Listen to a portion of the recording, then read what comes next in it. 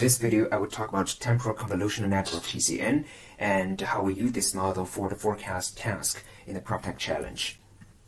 Firstly, let's talk about some basic requirements for a forecast model and why we use TCN for this task. Intuitively, we want the model to firstly recognize some patterns and cycles. In our case, we can think about the cycle of weekday, weekends. There are different activities. So all this kind of information can affect how the curve of energy consumption look like. So the model needs to capture this kind of patterns. Secondly, there are some trends. We can think about some long-term trends in the forecast curve. Probably the building can implement some new technologies to save energy. So over the long run, the energy consumption will keep decreasing. This is possible. And more importantly, we need to think about the effect of covariate curves. For example, occupancy level can change every day and also change the energy usage in the building. Weather can also change the energy usage. When the temperature is high, people tend to use more energy to let the AC system running. Based on all this kind of information, we can let the model to do the short-term predictions, which means the model can learn this kind of information and predict the immediate next steps. So these are the intuitions in the forecasting task. In the next steps, we will show that the specifications of TCN model perfectly match these intuitions. That's why this model is very suitable for this task.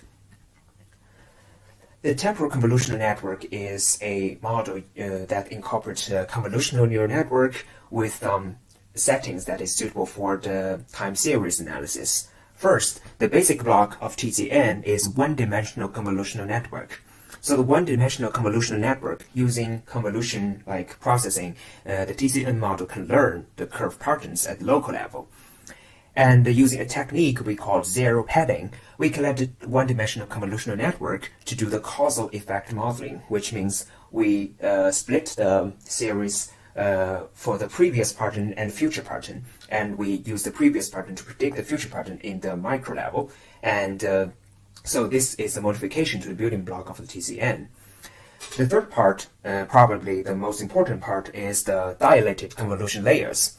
As we can see from the previous two features, the convolutional building block is mostly local. So how can TCN model look back, for example, a week, a month, or longer time?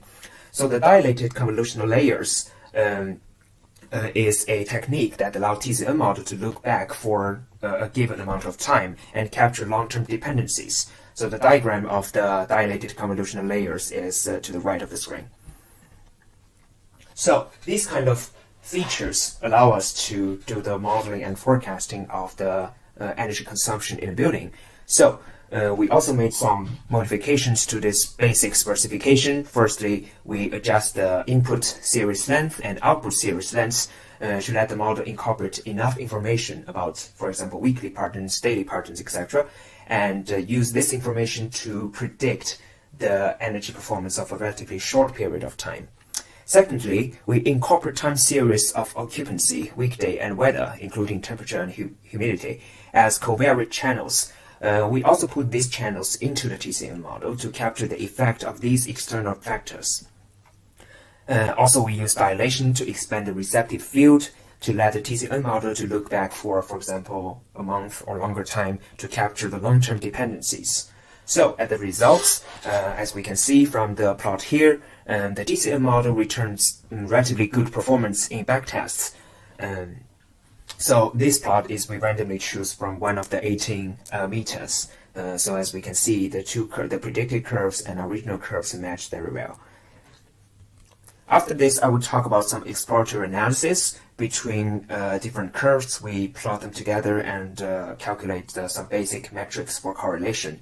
And analysis of these visualizations and some regression modeling, fixed effect modeling based on this analysis will be talked about in detail in our submission write-ups. So here is the correlation between the time series of energy consumption and building entries. In this case, we use entries as a representation for building occupancy.